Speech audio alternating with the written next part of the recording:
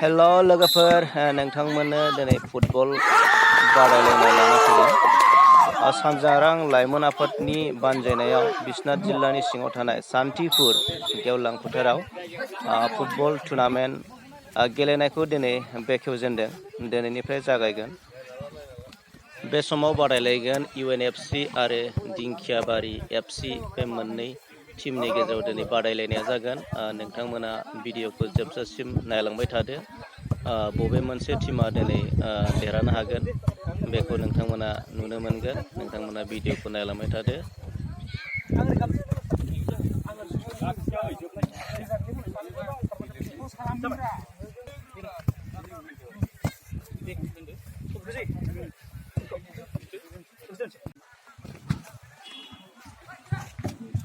हेल' नै जोङो दायो बिबार बावनाय हाबाफारिखौ लागासिनो दङ। जागायजेनसिगोन। जों गोबाव सम नेबाय थालिया, बेनिखायनो जों जेसेबां हायो थाबैनो आवगायनो सानबाय। जोंनिनो मुंख्लं तिलक बसुमतारी आरो रबिसन मोसाहारिनि नामाव बिबार बारनैसो बावनो नागिरदों। दा जोंहा बे बिबार बावनाय हाबाफारियाव जोंहा बाहागो लादों जोंनिनो गामिनि मावरियाफोर गामिनि आफादगिरिजों लोगोसे नेहाथारि आरो जोंनिनो सान्थिपुर गामिनि आफादगिरिजों लोगोसे नेहाथारि बिथांमोनखौ जोङो आलासि महरै जोङो जोंनि बे नैबे जौस्राङाव बरायनानै लाबोनाय जादों। बेजों लोगोसे गोजोननाय थाबाय। लोगोसेनो सान्थिपुर गामिनि गाहाय नेहाथारि बिथांखौबो मण्डल नार्जारि बिथांखौबो जोंनि सानजारां लाइमोन आफादनिफ्राय गांसे गोथार आर'नाइजों बरायना लानो थाखाय गुरै खावलायनाय थाबाय।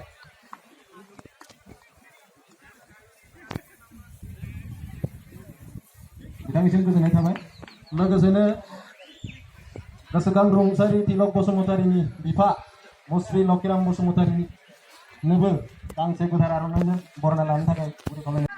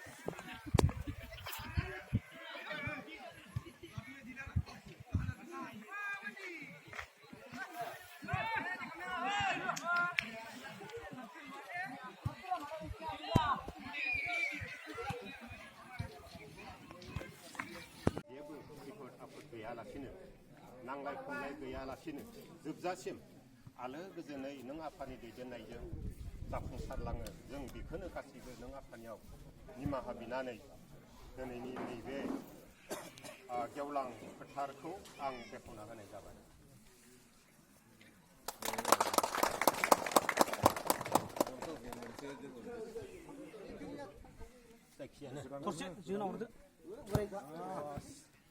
दानिया दंबावो सान्थिपुर गामिनि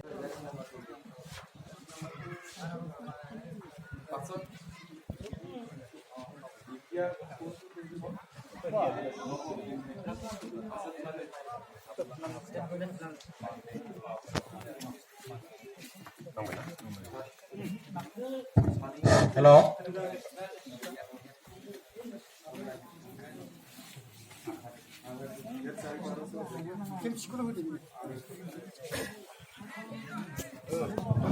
मोनसे फोसावनाय दा जोंहा आं दिनै